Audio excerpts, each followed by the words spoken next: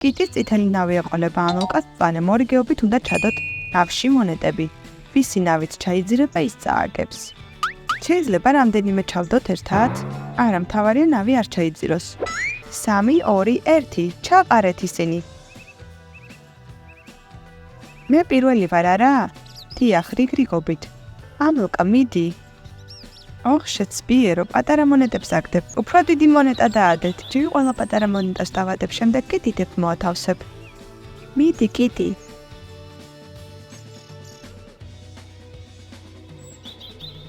მიდი, მეტი დაადეთ. უფრო მეტი დაადეთ.